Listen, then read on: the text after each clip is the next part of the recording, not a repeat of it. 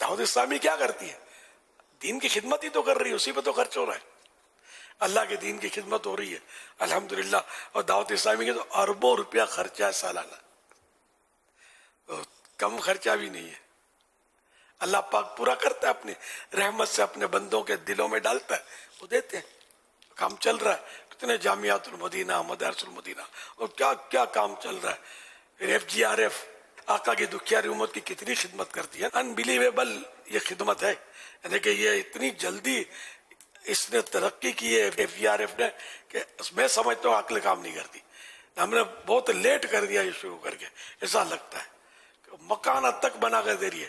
جتنی بھی NGOs تھی وہ سب چلی گئی. سیلاب کا جو ہوا تھا ابھی ہمارے یہاں کراچی، سندھ، پنجاب، یہاں بھی تو غالباً ساری چلی گئی. لیکن FGRF ڈٹ کے کھڑی ہوئی کہ ہم خالی پانی نہیں ہٹائیں گے، ہم ان کے مکان بھی بنا کے دیں گے. جن کے مکان اس میں ٹوٹ گئے، ہم کھانا کھلا دیں ایک وقت کا، اچھا کام ہے یہ. پانی بھی نکالنے کا کام بھی سب نہیں کرتے. الحمدللہ ہماری FGRF نے ان کے پانی کی بھی نکاسی کری مشینیں لگا لگا کر. اور جن کے مکان ٹوٹ گئے ان دکھیاروں کو مکان بھی بنا کر ہینڈ اوور کیا. اور اب بھی مکانات کی غالباً تعمیرات کا سلسلہ جاری ہے. 5,000 کم و بیش جزوی کلی طور پر ہینڈ اوور کر دیے گئے ہیں اور بقیہ کی تعمیرات کا سلسلہ ابھی بھی جاری ہے. الحمدللہ یہ اتنی FGRF نے ترقی کی کہ میں انبلیویبل یہ اپنے ذہن میں اتنا آتا نہیں تھا. حضور غزہ میں بھی حالانکہ راستے اتنے زیادہ آسان نہیں ہیں، ابھی تو بارڈر پہ ہی کوئی اندر نہیں آنے دیا جا رہا، اور وہاں بہت سارے لوگ جو اپنا سامان بھیج رہے موجود ہیں. لیکن کچھ نہ کچھ ترکیب بنا کر بھی غزہ کے اس وقت مظلوم مسلمانوں کے لیے بھی FGRF کے ذریعے وہاں پر نظام کچھ نہ کچھ چل رہا ہے.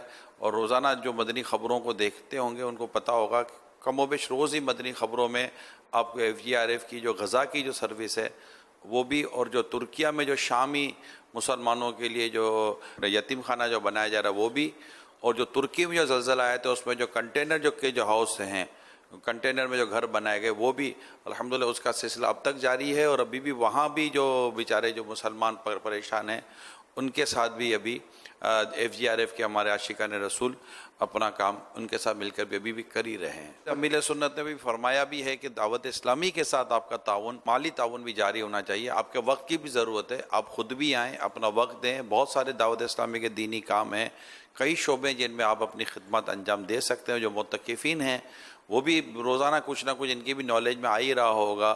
اور جہاں جہاں ہمارے معتکفین ہیں الحمدللہ تقریباً 26 مقامات پر اس وقت پورے مہینے کا اعتکاف جاری ہے، اور مدنی چینل پر بھی آپ سنتے رہتے ہیں. تو اور ماشاءاللہ ماہ رمضان میں تو کچھ نہ کچھ آپ کی معلومات میں اضافہ ہو ہی رہا ہوگا جو مدنی چینل مستقل دیکھ رہے ہیں. سوشل میڈیا کے ذریعے آپ کو پتہ چل رہا ہوگا. تو اپنا وقت بھی دیں، خود بھی آئیں، اور آپ کا جو سرمایہ ہے، زکوٰۃ ہے، فطرہ ہے، دیگر نفلی صدقات ہیں، یہ بھی دعوت اسلامی کو دیں تاکہ یہ اربوں کے اخراجات بھی پورے ہوں اور ہم آگے سے آگے مزید بڑھ سکیں.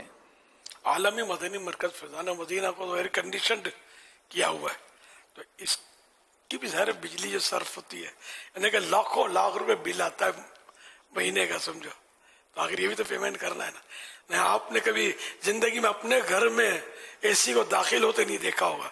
اعتکاف میں آئے تو AC کے مزے لوٹ رہے، چندے کے بغیر تو گزارا ہی نہیں ہے. کم و بیش 14,000 کے سے زیادہ جامعۃ المدینہ، مدارس المدینہ دعوت اسلامی کے ہیں، سب ملا کر 14,000 سے زیادہ. پڑھنے والیاں، بچے بچیاں سب ملا کر کی تعداد کم و بیش حفظ، ناظرہ، درس نظامی ملائیں تو 5 لاکھ سے زیادہ کی تعداد بنتی ہے.